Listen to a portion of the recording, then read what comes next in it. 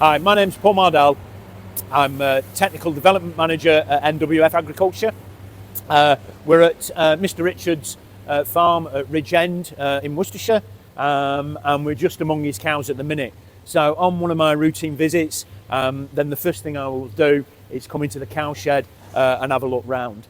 At the minute, what I tend to do is just take a little bit of a step back and just look at cows, how many are led down, how many are ruminating, and then I go into a little bit more detail. So then I'll look at muck condition, rumen fill, and just a general sort of overview as to what's going on in the shed. So a key indicator of how the diet is performing is looking at the muck. So as we can see, this muck here, it stacks up really nicely. 3 to 4 centimetres. It's quite creamy in its appearance and its consistency. And if we get down and have a look, we can see a few little bit of undigested particles just coming through, a few little bits of fibre, and there's just small little bits of grain coming through as well. So this gives us a really good indication about how the rumen is performing. And that's what we've got to bear in mind, that we need to get this rumen to be performing at its optimal to make sure that we're getting every last bit out of the feed that we're putting into it. So, as we saw, this muck was formed quite perfectly. It came out and it hit the concrete and we heard that slow clap sound.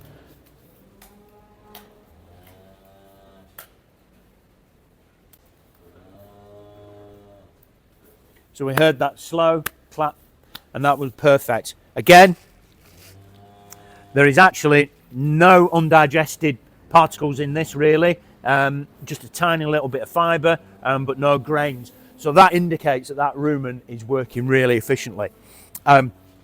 It's also quite creamy, and it's stacked up really well. So that, I would say, is again a perfect cow muck.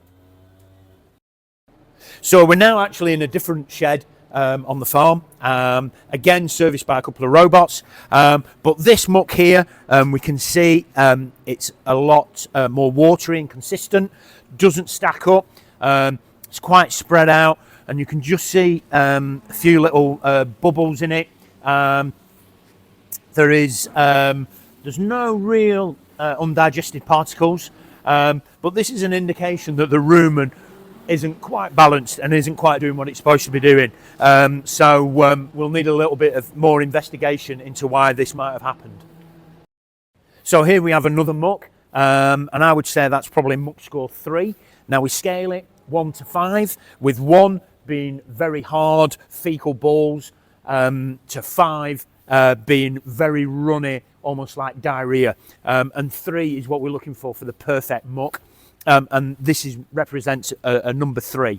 So you can see it stacks up quite nicely, 2 to 3 centimetres. It's quite smooth and creamy in its appearance, and there is no undigested particles within that. There'll be a little bit of fibre, but that is quite often the case. But to really get in depth in this, then we can use a system where we sieve the muck. We use 3 sieves with different sized mesh, put that into the top mesh, wash it through with water, and then we weigh the 3 different sections. And we're looking really for 15% in the top, 15% in the middle, and then we want 70% in the bottom sieve. So this is the muck that was produced earlier that we had a look at. So what I'm going to do now is we can actually sieve this. So what I'll do is scoop it up, just trying to get, ideally if you can catch the muck from behind the cow, that would be better. And then we'll just put that in there like that, and we'll go and run some water over this. So we've just completed our muck sieving. So we ran cold water over the 3 sieves, and what we're looking for really is we're looking for 15% in the top, 15% in the middle, and 70% in the bottom sieve.